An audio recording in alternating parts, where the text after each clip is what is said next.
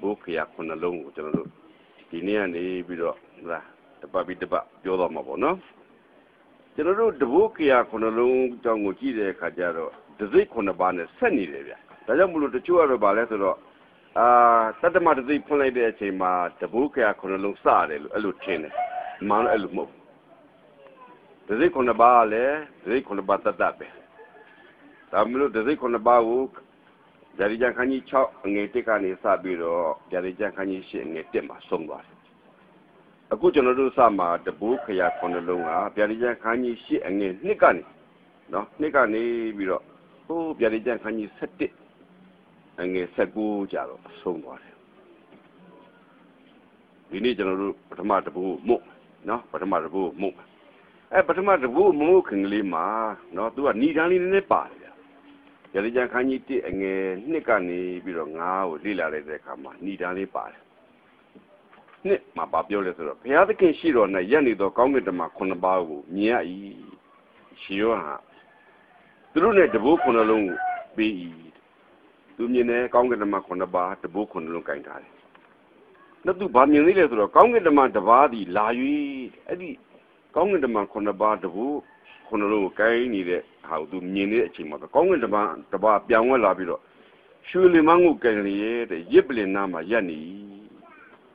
Belino Shina Shido, Shu Yiblin Bomma, Shin do a Bono Patanani do. Secachenga, Mishu do Nana about Amiago, told do not be. Mishu do Nana about a comb with the Tanshin do Patanani do. Congress my letega, Piatican Shiro do. Delhi. Notice you don't know. Solution to carry who a comb with in it, none of me good in it. About that dollar, near the Shioha. Come with the money, Lemango, you, Elumini de Chima. Come with the money, Lemango, you, Gibbling, mean easy, be mad, Nijibo do child be pee, Adam Niji, Mochonje, clear subject, Niji looking at the guy. Le mango, Mijina, Mina Pibi, Mijibo, long charlie de Kajar Aria de Pilare. Talia, Rama, the bull, Mokani Lima, Nidan Buta de Yapit. I don't know that I didn't know that. Jarijan Kani sing and Nemaguna Bare, Conga de Maconaba, the book on alone, Kaindare, to their Kajaro. General Dino Maco, Sayo Lido will let it, no, with her. Con Namakune Mia, no, then up on the bar, the Zik on alone, the Vogia con alone, Nobler Pala con alone, Conun Yaibe. So, Daria do Canan a BBC. A dinner con the bar, Jongaro, General Britannia, Maro, General Hob Yoga, would read the Maro, Maho Budebu. A dinner con the bar, kick alarm yarin DC, a dinner Mia, a dinner con the Muya Chini, Pobjajin Fit, a dinner con the bar. The Zik on the long or Madu needed a king Alama, Yati, a dinner a chini, General Lila gave it to Zik on the long, no? Madu needed a chini, my Yati get a General Korea, dinner a chini, a yayago, the Zik on the long, here for Jagged. That the matter the planet tomorrow, now you work at Congaman, you got a credit of your jewel to the Pioneer General Lila gave it. A good the book on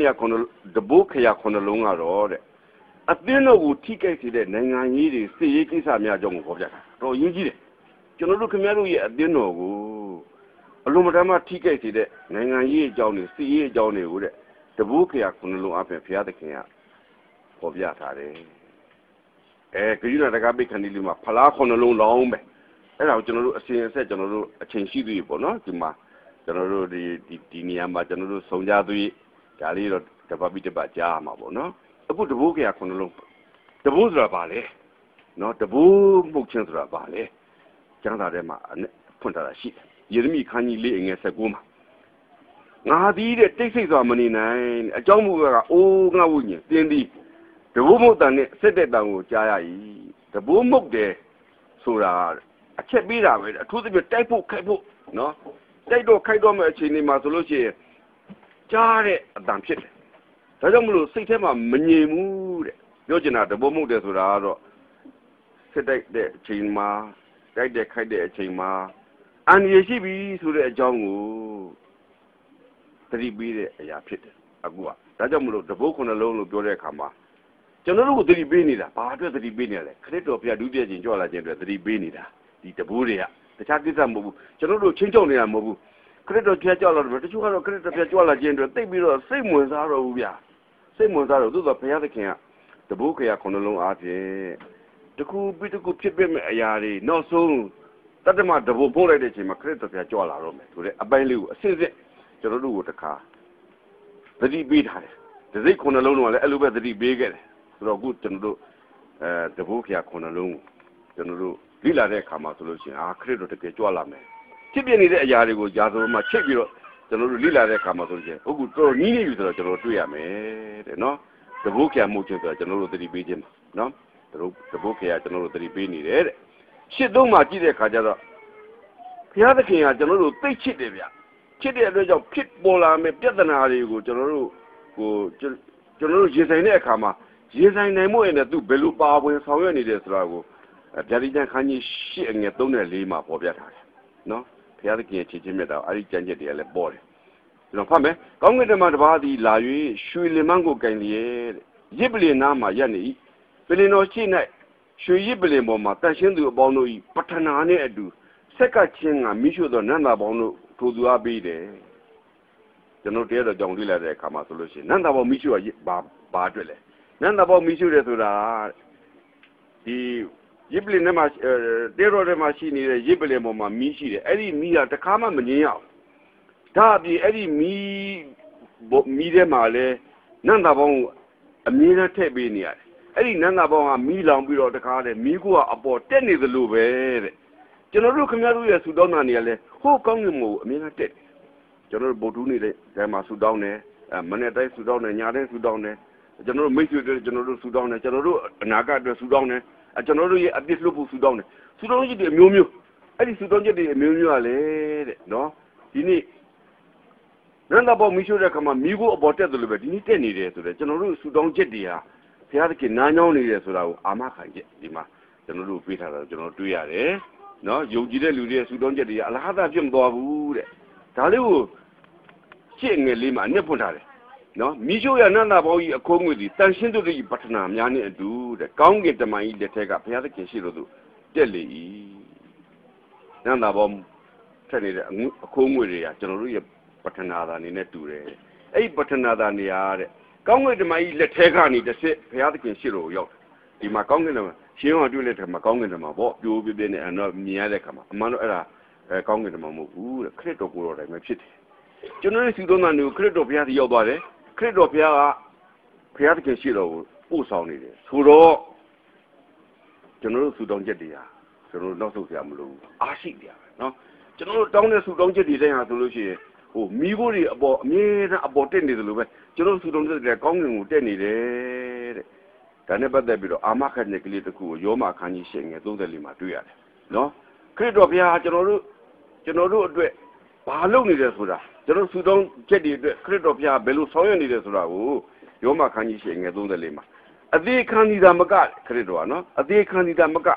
တည်ခြင်းမှာထားမြောက်၍ဘုရားသခင်၏လက်ရလောပဲနဲ့နေလျက်ငါတို့အဖို့ဆူတောင်းသောသူမူကားခရစ်တော်ပြီတဲ့နော်ကျွန်တော်ဆူတောင်းတဲ့ကိုလည်းခရစ်တော်ဘုရားသခင်နာပို့ဆောင်ပေးနေတဲ့အပြင်ကျွန်တော်တို့အတွက်လည်းဆူတောင်းပေးနေတယ်အဲ့တော့ကျွန်တော်တို့မာရဏတအသင်းသူတင်နာများကျွန်တော်တို့အနာဂတ်အတွက်ဘာပူရမှာလဲဆိုတဲ့အကြောင်းလေးကျွန်တော်တို့အတွက်ဘုရားသခင်ရဲ့မေတ္တာတော်အာမခံတဲ့ကလေးကိုလည်းအဲ့ဒီမှာတွေ့ရတယ်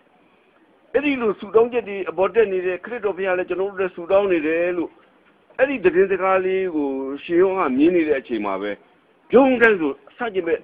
မြင်ခွင့်တစ်ခုသူမြင်လိုက်တယ်ဗျာဗျာဒီကျမ်းခန်းကြီး8 ငယ် 5မှာကောင်းကင်တမန်ကြီးတဲ့လင်မန်းကိုယူ၍တဲ့နော်ရစ်ပလင်ဤမီးနဲ့ပြည့်စေပြီးမှလင်မန်းထဲမှာရစ်ပလင်နဲ့ကမီးတွေထည့်ပြီးတော့မှညီကြီးပေါ်သို့ချလိုက်ပြီးဖြစ်၍တဲ့ဟာမီးတွေကိုတခါလဲကျွန်တော်တို့နေတဲ့မြေကြီးပေါ်ကိုချလိုက်တဲ့အခါမှာတဲ့အတန်မြေကြီးမိုးချုံခြင်းလျှက်စီးပြည့်ခြင်းမြေကြီးလိုခြင်းများဖြစ်တယ်ဒါတို့တတိယလိမ့်မယ်ပြင်သမတသိဖွင့်တော့ကနော်ပြင်သမတသိဖွင့်တော့ကအရှင်ဘုရားတဲ့မြေကြီးပေါ်မှာကျွန်တော်တို့ရဲ့အမျိုးတွေကိုသွင်းခဲ့တဲ့ဒီလူရဲ့အပြစ်တွေကိုဘယ်တော့ကြမှာအကိုတို့ချင်းဓာတ်ကမှလဲဆိုပြီးတော့ရစ်ပလီအောက်မှာ ဝိညာဉ်တွေကအောနေတာအဲ့ဒီအောနေတဲ့ဝိညာဉ်တွေကိုအခု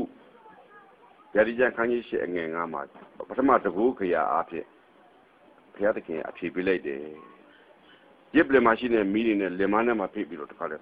ညီကြီးဘုံကိုချလိုက်တယ်ဒါဆိုလို့ရှိရင်ဒီနည်းအားဖြင့်တန်ရှင်းသူတွေယုံကြည်သူတွေကိုဒုက္ခပေးခဲ့တဲ့လူတွေအတွက်ပြီးတဲ့ပေးတာဖြစ်တယ်ဆိုပြီးတော့ကျွန်တော်တို့ဆက်လက်လိလာတဲ့ခါမှာတွေ့ရတယ်မီးဆိုတာပါလေဒီမှာဆိုလို့ရှိရင်မီးကိုတဲ့မြေကြီးပေါ်မှာသွန်းလောင်းလိုက်တယ်မီးဟာဆိုလို့ရှိရင်တဲ့နံပါတ်1ဘုရားသခင်ပြစ်တာစီရင်ဖြစ်တယ်ဆိုတာကိုတောလေရကျန်ခန်းကြီး7အငယ်1နဲ့3မှာတွေ့ရတယ်ဟိကျရခန်းကြီး42အငယ်25မှာတွေ့ရတယ်မီးကျန်လာတယ်မှာမီးလောင်တယ်ဟလားမီးအပေါ်ကနေလောင်ချတယ်မီးတွေပေါ်ကနေကျတယ်မီးတောင်တွေပေါက်ကွဲတယ်လို့ကျမ်းထားတယ်အထူးသဖြင့်ဗျာဒိတ်ကျမ်းအနာဂတ်ကျမ်းတွေမှာတွေ့ရအဲ့ဒါမီးဆိုတာဘုရားသခင်ကပြစ်ဒဏ်စီရင်တာကိုပုံဆောင်တယ်ဆိုပြီးတော့တောလေရကျန်ခန်းကြီး7အငယ်1နဲ့3မှာတွေ့ရတယ်ကျွန်တော်ဖတ်မယ်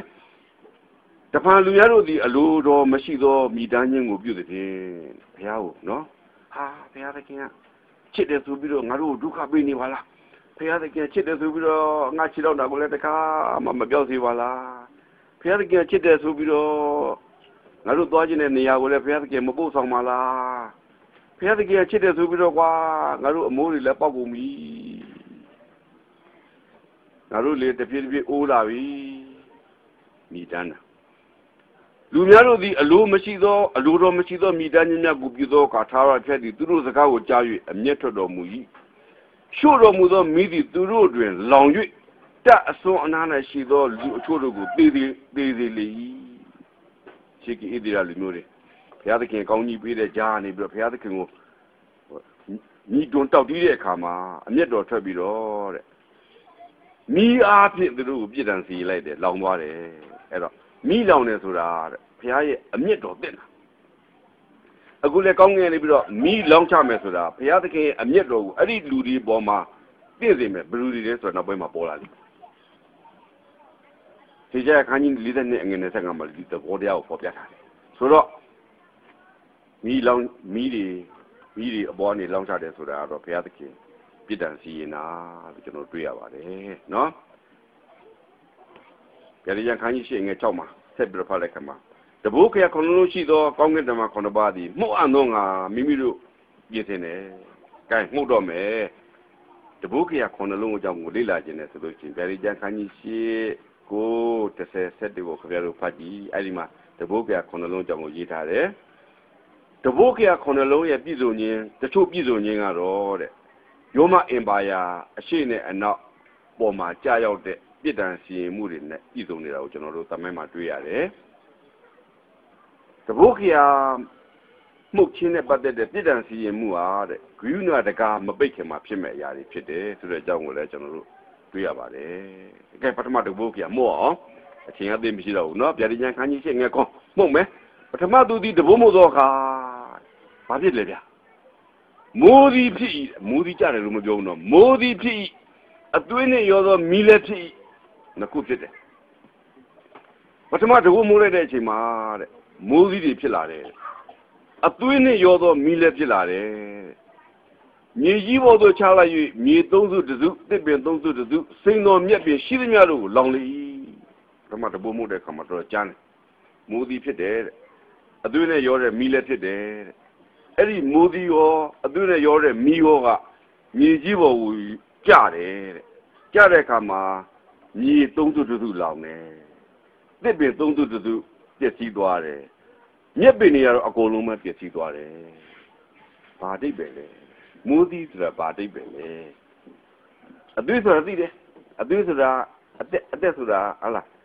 ခရစ်တော်ဘုရားအသွေးသွန်းတယ်ဆိုတာအသက်သွန်းတာဆိုတာသိတယ်မိဆိုတာကိုကျွန်တော်တို့ပြောခဲ့ပြီမိဆိုတာပြစ်ဒဏ်စီရင်ဖြစ်တယ်မြေကြီးဆိုတာဘာလဲဘုရုကိုပြောတယ်မြေကြီးပေါ်ကိုချလိုက်တယ်မြေကြီးကိုချတဲ့ကမြေကြီးအကုန်လုံးလည်းမတော့ဘူးသုံးစုတစုဆိုတာဘာတိတ်ပဲလဲဒီမှာတစ်ပင်သုံးစုတစုတစ်ပင်ဆိုတာဘာကိုအနာဂတ်ကျမ်းထဲမှာဘာပြောချင်တာလဲဟာမြက်ပင်ရှိသမျှလောင်တယ်မြက်ပင်ဆိုတာဘာလဲကျွန်တော်တို့အဲ့ဒါလေးလိလာအောင်နော်သိမကြောက်ခတ်ကြလို့လေးပဲနော်မိနစ်20လောက်ဆိုလို့ရှင်ပြီးသွားလိမ့်မယ်မိုးသီးဆိုတာဘာလဲ ကျွန်တော်စကားမဟုတ်ဘူးကျမ်းစကားကိုကြည့်အောင်ယောဘခန်းကြီး38အငယ်22ကနေ23ကိုဖတ်ကြည့်တဲ့အခါမှာမိုးသည်ဆိုတာဟာတနည်းအားဖြင့်ဘုရားသခင်ကလူတွေ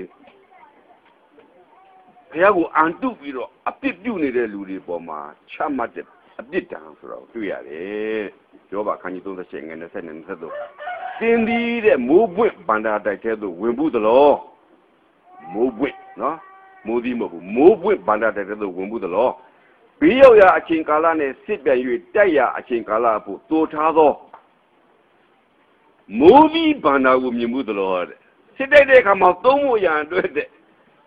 စုထားတဲ့မိုးသည်ဗန္ဒာမိုးသည်တွေစုထားတဲ့တိုက်ကြီးတွေကိုမြင်မှုသလား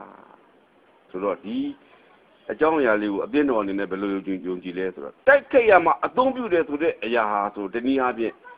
လက်နဲ့ပဲဗျလက်နဲ့ပဲဘုရားသခင်လက်နဲ့ကတော့မိုးသီးလို့ပြောတဲ့တည်းဘုရားသခင်ဟာဒီနည်းအားဖြင့်မိုးသီးနဲ့ပုံဆောင်တဲ့ပြစ်ဒဏ်စီရင်မှုကိုလူတွေပေါ်မှာချမယ်ဆိုတဲ့သဘောကိုဖော်ပြထားခြင်းဖြစ်တယ်လို့တကယ်မိုးသီးမဟုတ်ဘူးနော်တကယ်မိုးသီးမဟုတ်ဘူးတက်ခဲ့တဲ့အခါမှာသုံးတဲ့အခါမှာမိုးသီးဟာဘာလို့ပုံဆောင်လဲလက်နဲ့ကိုပုံဆောင်တယ်လို့ပဲဒီနေရာမှာဘုရားသခင်ကကျွန်တော်တို့တဘုံမိုးတဲ့အခါမှာကဘာပေါ်မှာညီကြီးပေါ်မှာချမယ်မိုးသီးဆိုတာလက်နဲ့တော့မဟုတ်ဘူးဘုရားသခင်ပြစ်ဒဏ်စီရင်မှုပဲဆိုတာကိုကျွန်တော်လက်ခံထားတယ်ဒါလေးကိုထင်ရှားစေဖို့ရန်အတွက်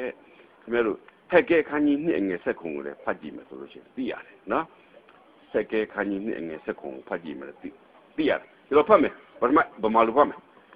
တင်တို့လှုပ်ဆောင်သမျှတို့တွင်လင်ထိ၍အပင်သေးပေအည်ယို၍သေးပေဖြင့်ငါသည်တန်ခတ်သည်နော်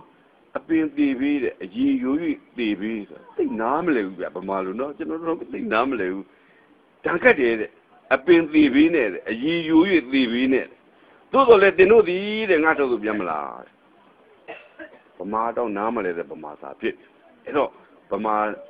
တွေနားလေအောင်အင်္ဂလိပ်လိုဖတ်မယ်နော်အင်္ဂလိပ်လိုဖတ်အင်္ဂလိပ်လိုနားလေတော့မယ် I struck all the work of your hands with blight mildew and hail နော်မင်းရဲ့လက်လုပ်သမျှအရာတွေကိုတဲ့ blight ဆိုတာတစ်ပင်တွေပါလေညှိုးနွမ်းနေတဲ့ယောဂတစ်မျိုးပေါ့ဗျာ mildew ဖားဥတွေမှုတွေ hail မိုးသည်ဆိုတော့ဒိဗေမင်းလက်နဲ့လုပ်တဲ့အရာတွေကိုတဲ့ငါတိုက်မယ်တဲ့ဘာနဲ့တိုက်မလဲဆိုတော့ blight နဲ့တိုက်မယ်တဲ့ mildew နဲ့တိုက်မယ်တဲ့နောက်တစ်ခါ hail နဲ့တိုက်မယ် hail ဆိုတာမိုးသည်ဆိုတော့အတိတ်ကမိုးသည်ဟာဆိုလို့ရှိရင်အဲ့ဒီလှုပ်ဆောင်မှုပေါ်မှာဖြည့်ဆည်းတဲ့အခါမှာအသုံးပြုတဲ့ပြစ်ဒဏ်ဆိုတာကိုဒီမှာဖော်ပြထားတာကိုကျွန်တော်တွေးရှိရတယ်ဒါကြောင့်မလို့ကျမ်းစာတော်များထဲမှာနောက်ပိုင်းမှာဆိုလို့ရှိရင်ကပောက်ကျမ်းခန်းကြီး16ငွေ1နဲ့မှလည်းတွေ့ရမိုးသည်တွေ့ရလိမ့်မယ်မိုးသည်ပြောတဲ့အခါမှာတကယ်တော့တကယ်မိုးသည်လည်းဖြစ်ကောင်းဖြစ်နိုင်တယ်သို့တော်လည်းပဲဆိုလိုချင်တာကပြစ်ဒဏ်စီရင်မှုနော်ဆိုတော့ပထမတဘုတ်ကမိုးလိုက်တဲ့ချိန်မှာပြစ်ဒဏ်စီရင်ခြင်းမြေကြီးပေါ်ရောက်လာတယ်ဆိုတဲ့အတိတ်ပဲပါပဲနော်အတိတ်ပဲပါပဲမိရတော့ကျွန်တော်တို့ရှင်းပြပြီးမိရဆိုလို့ရှိရင်ဘုရားသခင်ပြစ်ဒဏ်စီရင်ခြင်းဖြစ်ကြဖို့တော်လျာကျမ်းခန်းကြီး7အငယ်1နဲ့3နဲ့ဟေရှာယခန်းကြီး40နဲ့အငယ်25မှာတွေ့ရတယ်နော်ခုရှင်းဖို့လိုတာမြေကြီးဆိုတာပါတယ်အနာဂတ်ရန်ထဲမှာမြေကြီးဆိုတာပါတယ်တကယ်မြေကြီးပြောရလားဘုရားသခင်ပြစ်ဒဏ်စီမှုကမြေကြီးကိုပဲပြစ်ဒဏ်စီမှာလားကျွန်တော်တို့နင်းနေတဲ့မြေကြီးကိုပြစ်ဒဏ်စီမှာလားမဟုတ်ဘူးတဲ့မြေလို့ခေါ်တဲ့အရာလူကိုပုံဆောင်တယ်နော်မြေကြီးကလူကိုပုံဆောင်တယ်ဒါကျွန်တော်စကားမဟုတ်ပါဘူးနော်ကဘာဦးကျန်ခန်းကြီး6ငွေ7စနစ်ကိုခင်ဗျားတို့ဖတ်ကြည့်ရင်မြေကြီးဟာလူတွေကိုပုံဆောင်တယ်ဆိုတော့သိရတယ်နော်ကျွန်တော်ဖတ်မယ်ထိုအခါမြေကြီးသည်တဲ့ဘုရားသခင်ရှေ့မှာပုတ်ဆက်လျက်ရှိဟာမြေကြီးကဘုရားသခင်ရှေ့မှာပုတ်ဆက်လျက်ရှိတဲ့မြေကြီးသည်အာရမအမှုနှင့်ပြည့်စုံ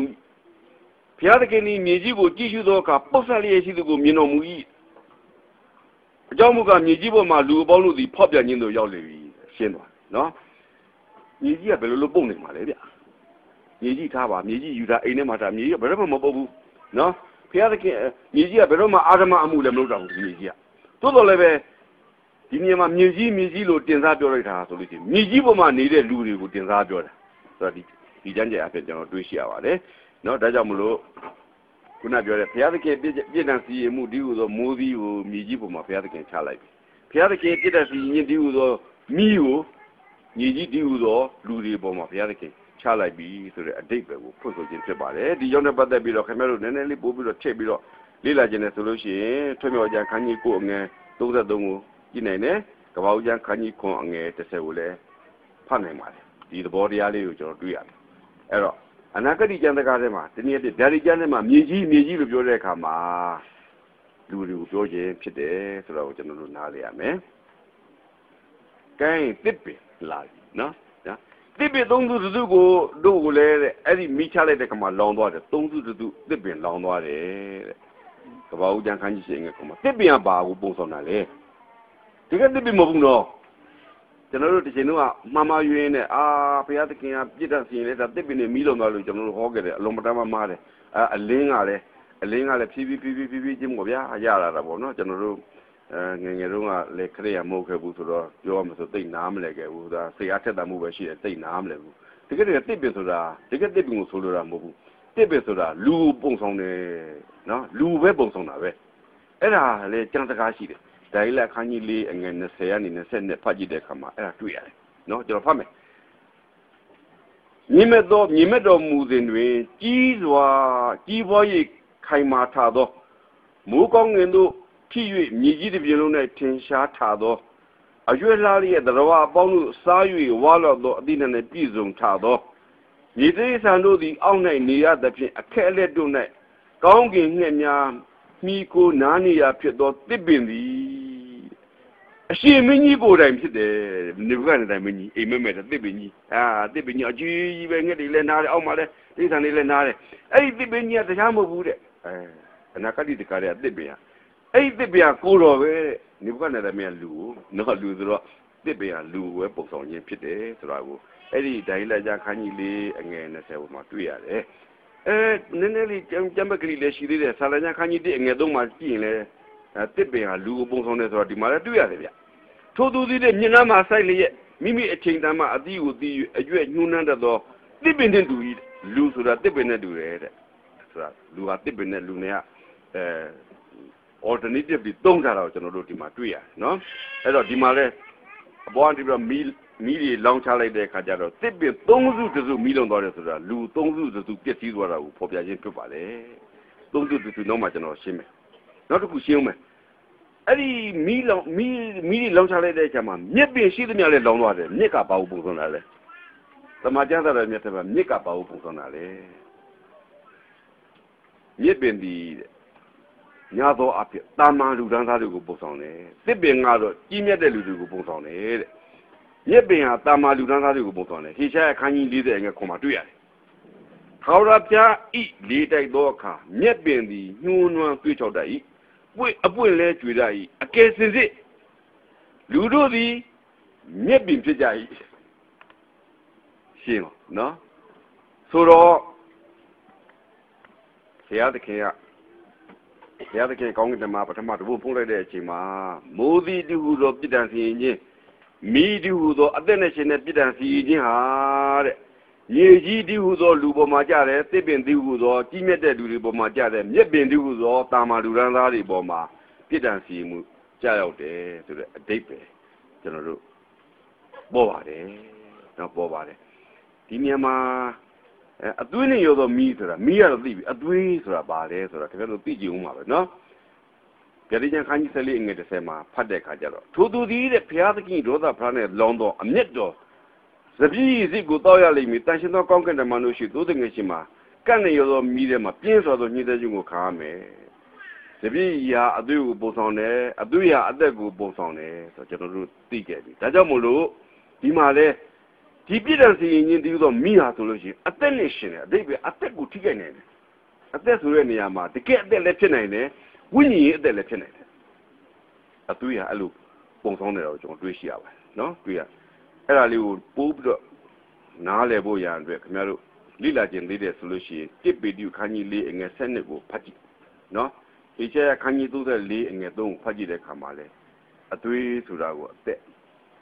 ကိုပုံဆောင်ကြောင်းကိုကျွန်တော်တို့ထင်ရှားစွာသိရှိရပါတယ်အဲ့တော့ပထမတပုတ်ကမိုးလိုက်တဲ့အချိန်မှာမူတီတီဟူသောပြည့်တဲ့စီရင်မိတီဟူသောအသွေးနဲ့ရောတဲ့ဒီနေရာပြအသက်ကိုပင်ထိခိုက်စေတဲ့ပြည့်တန်စီရင်မှုတွေဟာညီကြီးတီဟူသောလူတွေပေါ်မှာကြတယ်ပြည့်ပင်တူသောကြီးမြတ်တဲ့လူတွေပေါ်မှာကြတယ်မြက်ပင်တီဟူသောနှိမ့်ကြတဲ့လူတွေပေါ်မှာလဲ ကြာရောက်တယ်ဒီလူတွေရဲ့အသက်ဒီကူတော့ဝိညာဉ်အသက်ပဲဆုံးရှုံးနိုင်တဲ့အခြေအနေမှာရှိတာကိုကျွန်တော်တွေးရတယ်ဒီလိုဆိုတော့သုံးစုတစ်စုတော်တော်လေးနဲ့တယ်သုံးစုတစ်စုကဘာလဲအကုန်လုံးမလောင်ဘူးသုံးစုတစ်စုပဲလောင်နေဆိုတဲ့သဘောသူကပြောနေတယ်သို့တော်လည်းပဲတမန်ကျမ်းစာကျွန်တော်လေ့လာကြည့်အောင်နော်တမန်ကျမ်းစာလေ့လာကြည့်အောင်သုံးစုတစ်စုကဘာလို့ဆိုလိုတာလဲရေစကြည်လက်ခန်းကြီး21အငယ်29ပဲလို့အိမ်ရောက်တဲ့ခါမှာကောင်းကောင်းစိတ်ဝင်နေပြီဖတ်ကြည့်ကျွန်တော်ဖတ်လိုက်မယ်ခုနိုင်ငံကိုဆုံးမစေခြင်းက၎င်းအစိုးပိုင်သောသူမရောက်မီတိုင်အောင်၎င်းငါမောက်လာမည်မောက်လာမည်မောက်လာမည်အစိုးပိုင်သောသူ၌ငါအမည်ဟုအရှင်သာဝရဘုရားမိန့်တော်မူ၏မောက်လာတာ၃ခု၃ကမောက်လာတယ်နိုင်ငံကိုဆုံးမစေခြင်းက၎င်းအစိုးပိုင်သောသူမရောက်မီတိုင်အောင်၎င်းငါသည်မှောက်လာမည်မှောက်လာမည်မှောက်လာမည်အဲ့ဒီနိုင်ငံကိုခြေဖြတ်ဖို့ရန်အတွက်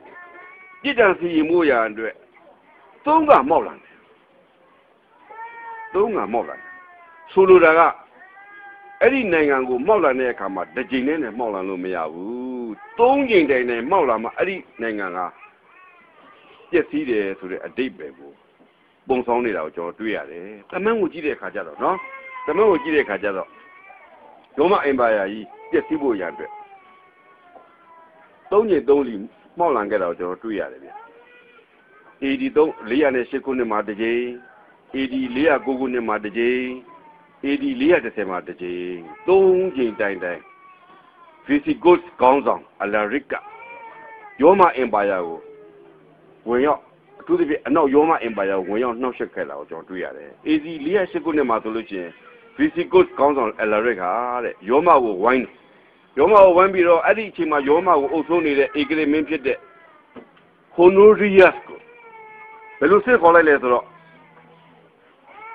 ကျွန်4000ငါ့ကိုမပေးဘူးဆိုလို့ရှိရင်မင်းတို့ရောမအင်ပါယာကိုငါဖျက်ပြလိုက်မယ်မိရှုဖျက်ဆီးလိုက်မယ်လို့ကြေးမွန်းလိုက်ခါမှာ Honorius ကပနာမသဘောတူလိုက်တယ်ဒါကြောင့်မို့လို့ပထမတစ်ကြိမ်408ခုနှစ်မှာအလာရက်ကရောမကိုဝိုင်းပြီးတဲ့ခါမှာမဖျက်ဆီးဘဲနဲ့ပြန်ဆုတ်သွားတယ်ကျွန်4000ရရှိဖို့ရေးသို့တော်လည်းပဲ Honorius ကဂရိမတည်ဘူးမပေးဘူး409ခုနှစ်မှာတစ်ခါဝိုင်းမြန်တယ်တဲ့ Alaric Goths ခေါင်းဆောင်ကနော် Visigoths ခေါင်းဆောင်ကတခါတော့ဝိုင်းမြန်တယ်အဲ့ဒီခုတစ်ခါဝိုင်းတဲ့ခါမှာတော့တော်ကြီးကျယ်တယ်နော်တခါတော့သူကလူတယောက်ကိုသူ့ရဲ့တပည့်တယောက်ကို Attilas ဆိုတဲ့ပုဂ္ဂိုလ်တယောက်ကိုတခါတော့မင်းအနောက်ရောမကိုမင်း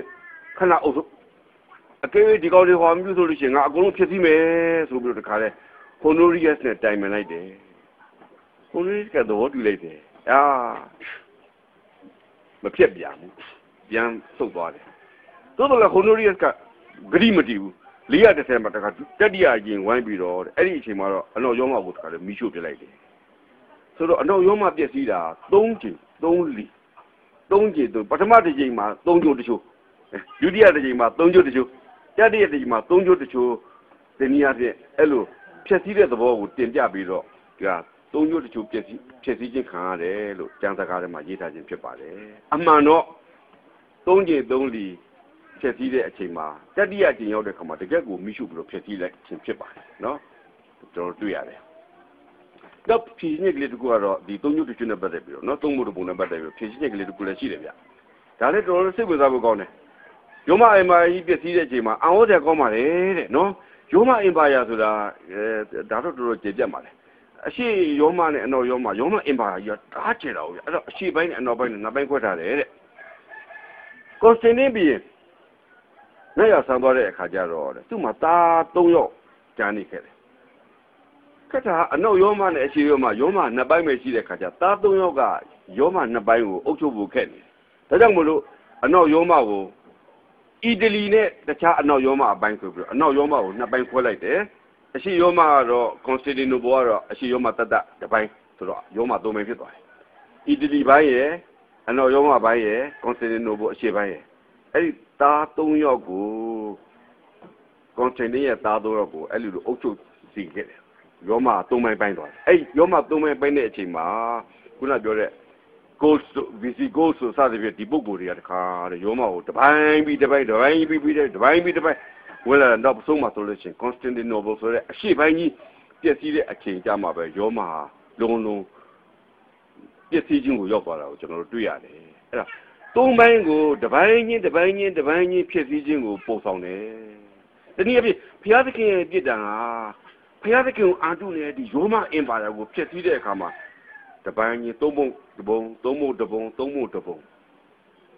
偏西多的个就能的讲这个阿边你东木这不，好啦，那这边东木这不，你就不同你这把的，对不？咱们嘛就能对呀，的，喏。现在 Edward Gibbon 啊，比如，马丹的上来说，把他妈这不碰来的起码的 ，good 的呀的。你们也来过那个生米了的，有嘛？哎妈呀，我就叫不样的地了家的。这个米酒来这讲呢，有嘛？哎妈呀，米了呢，对的送给的。这边你来米了呢，这个其他多的蓝的小龙嘛，说了些米了呀的一边，这边你来米了呢，沙乌的来米了呢，路的来米了呢，大叫咩啊？讲个啊米家的，东牛就米了多的路面表了啦，是不 ？Edward Gibbon 咱们边家先来，路马丹定个了就对呀的，那主要发表的时候，你也过过呢嘛的，哪里不少呢？要不哪里呀的？哦，那伢的，说了。那帮西啊，老么对不对？一滴米包我吃下比了，再来看来家了，也不没讲的，啊，啥屋啊？这看来土头呢，啥屋没吃得了呗？对人家路的公司的，米老的对呢的，他边的，die米啊不老种变来是咯，你看嘛是呢的，米一不嘛是呢，你看到我们浪多的，那老种变长的，大家嘛陪下的看呀。这边东牛的就，灭的多了讲，米老年啊别偏西的路呢，表了啦，都多了，路困出来，都到那边，就那个困难了，应用嘛，讲这个的也说了些，那边说的路的工商嘛的，喏，这边的说嘞，这个地面的一把呀，路的工商嘛的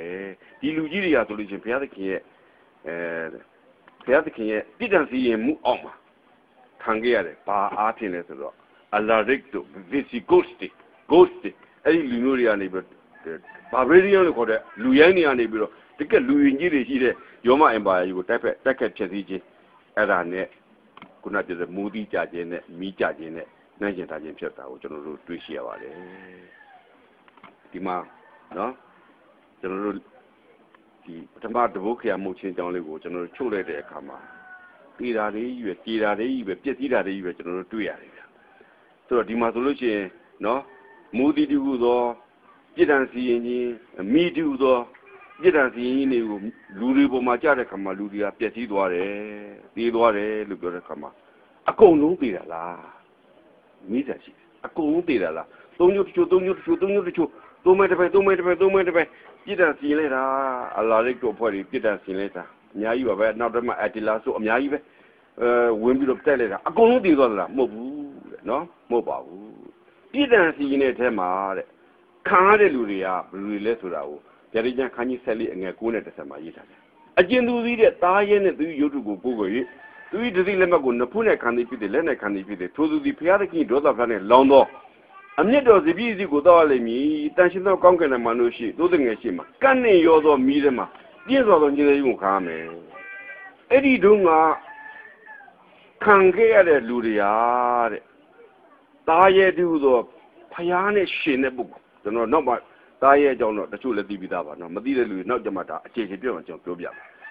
အချို့အပြည့်ဆိုလို့ရှိရင်သားရဲရုပ်ထုဆိုတာဘုရားသခင်နဲ့ဆန့်ကျင်တဲ့လူဘုရားသခင်နဲ့ဆန့်ကျင်ပြီးတော့ဘုရားသခင်ရောင်ဆောင်တဲ့ပုဂ္ဂိုလ်အဲ့ဒီပုဂ္ဂိုလ်ကိုလက်ခံပြီးတော့သူချမှတ်တဲ့ရုပ်ထုကိုလက်ခံခဲ့တဲ့ပုဂ္ဂိုလ်တွေပုံမှာကြာတာအဲ့ဒီပြစ်တာတခြားလူတွေပုံမှာမကြဘူးတခြားလူတွေမကြဘူးဘာကြောင့်မကြလဲဆိုတော့ဗျာဒိကျန်ခန်းကြီး14ငယ်7မှာဘုရားသခင်ပြည့်ညတ်တော်တို့ကို၎င်းယေရှုဤသက်သေခံချက်ကို၎င်းဆောင်းလျှော့သောတန်ရှင်းသူတို့ဒီဤရာနဲ့သိခံကြရှိမိကြတဲ့အရာမူးပြီးကြတဲ့အရာမှာတဲ့ဘုရားသခင်ပြည့်ညတ်တော်ကိုစောင့်တဲ့လူတွေအဲ့ဒီလူတွေကိုသိခံစရာအကြောင်းရှိတယ်တဲ့ယေရှုရဲ့သက်သေခံချက်ဆိုတာဝိညာဉ်တော်ရေးတဲ့စာတော်တွေကိုလက်ခံတဲ့လူတွေသိခံစရာအကြောင်းရှိပါတယ်အဲ့ဒီလူတွေမထိကြိုက်ပါဘူးတဲ့အဲ့ဒီလူတွေမထိကြိုက်ခဲ့ဘူးအကုန်လုံးမသိခဲ့ပါဘူးဘုရားသခင်သားသမီးတွေကအဲ့ဒီတုန်းကရှင်ပြန် ရှင်းပြီးတော့ကြံခဲ့တာကိုကျွန်တော်တွေ့ရှိရပါတယ်ကျွန်တော်တို့သမိုင်းကိုတော့လေ့လာတဲ့အခါမှာအတိတ်တုန်းကဒီမိုးသီးတွေကောင်းကင်မီးတွေဟာနော်ရောမအင်ပါကြီးကိုကြာခဲ့တယ်ပြီးခဲ့ပြီဗျတကယ်ပြီးခဲ့ပြီသို့တော့အနာဂတ်မှာရောကြရကြံခန်းကြီး16အောင်ငယ်16နဲ့21ဖတ်ကြည့်တဲ့အခါမှာတတ္တမဖလားလောင်းတဲ့အချိန်တတ္တမကောင်းကင်ဓမ္မသည်မိမိဖလားကိုအာကာသကောင်းကင်ဘုံသို့သွန်းလောင်းလျင်အဲ့ဒီဥစ္စာအတိတ်တော့ပြီးသွားပြီအတိတ်ကပြီးတဲ့အရာခရစ်တော်ဘုရားကြွလာခါနီးလေးမှာဖြစ်မဲ့အရာကိုကျွန်တော်တို့တုံသွင်းနေခြင်းဖြစ်တယ်တဲ့ခရစ်တော်ဘုရားကြွလာခါနီးလေးမှာတတ္တမကောင်းကင်ဓမ္မတပါတတ္တမဖလားကိုကိုင်းလာပြီးတော့ဟိုးအာကာသကောင်းကင်ဘုံကိုသွန်းလောင်းလိုက်တဲ့အခါမှာတဲ့မြို့ကြီးသည်သုံးဖြာကွဲလူအမျိုးမျိုးနေတဲ့မြို့တို့သည်ပြိုလဲကြ၏မြို့ကြီးသုံးဖြာကွဲသွားတယ်လူနေမြို့တွေလည်းအကုန်လုံးပြိုလဲကုန်ပြီတဲ့ပြိုလဲကုန်ကြတယ်တဲ့ဖျားသခင်ကြီးပြင်းစွာသောဒေါသအမျက်တော်ဤသတိဤဖလားကိုတက်ခြင်းကဘာဖြစ်လို့မျိုးကြီးကိုအောက်မေ့တော်မူ၏ဟာမကြခင်တော်တွင်မှာနော်ခရစ်တော်ပြကြွလာခါနီးကလေးမှာအဲ့ဒီဖလားလည်းလောင်းမယ်ဒီဖလားလောင်းတာကိုသတိထားနိုင်မှုရတဲ့ဒီပထမတဘိုးခေအဖြစ်ကျွန်တော်တို့သတိပေးခြင်းဖြစ်တယ်အဲ့ဒီဖလားမလောင်းသေးဘူးအဲ့ဒီဖလားလောင်းတော့မဲ့အချိန်မှာခံစားမဲ့လူတွေကိုသတိပေးတဲ့အနေနဲ့ကျွန်တော်တို့ပထမတဘိုးမှာဆိုလို့ရှိရင်ဒီပြစ်ဒဏ်စီရင်ကိုဘုရားသခင်ပေါ်ပြထားခြင်းဖြစ်တယ်အဲ့ဒီဖလားလောင်းတဲ့အချိန်မှာတဲ့ဘာဘူးလို့မြို့ကြီးထဲမှာရှိနေတဲ့လူတွေကဆိုလို့ရှိရင်သုံးပြကွဲပြီးတော့တခြားမြို့တွေထဲမှာရှိနေတဲ့လူတွေလည်းအကုန်လုံးတူပြက်ကုန်တယ်တဲ့ဘာဘူးလို့မြို့ကြီးကဘလို့ပြောတာလဲအခန်းကြီး14အငယ်8မှာမိမိမတရားသောမေထုံကြီးအစိတ်တော်တည်းသောသပိကြီးကိုလူမျိုးအပေါင်းတို့ကတိုက်လိုက်ပြီးတော့ဘာဘူးလို့ဒီနေ့ဘာဘူးလို့လို့ပြောတဲ့အချိန်မှာတဲ့မတရားတဲ့မေထုံဒီဟူသောအစိတ်အတောက်နဲ့ပြေးသွားတဲ့ယုံကြည်ချက်တွေကိုတဲ့လူသားများကိုဟောကြားနေတဲ့ပုဂ္ဂိုလ်ပြောတာအတင်းပြောတာအဲ့ဒီအဖွဲ့အစည်းကိုပြောတာဘာဘူးလို့ပြောလိုက်တဲ့အခါမှာကျွန်တော်တို့ဘယ်အတင်းကိုမှပြောတာမဟုတ်ဘူးကျွန်တော်အနေနဲ့ဟိုအတင်းဒီအတင်းလို့မပြောချင်ဘူးဘုရားသခင်နဲ့ဆန့်ကျင်တဲ့တနည်းအားဖြင့်လူတွေကိုသိစေတဲ့အစိတ်တောက်နဲ့တူတဲ့မမှန်ကန်တဲ့ယုံကြည်ချက်တွေကိုဟောကြားနေတဲ့ဘာဘူးလို့မျိုးကြီးနဲ့တူတဲ့အတင်းတော်ဘာဘူးလို့မျိုးကြီးနဲ့တူတဲ့အဖွဲ့အစည်းကြီးပေါ်မှာအဲ့ဒီဖလားလောင်းလိုက်မယ်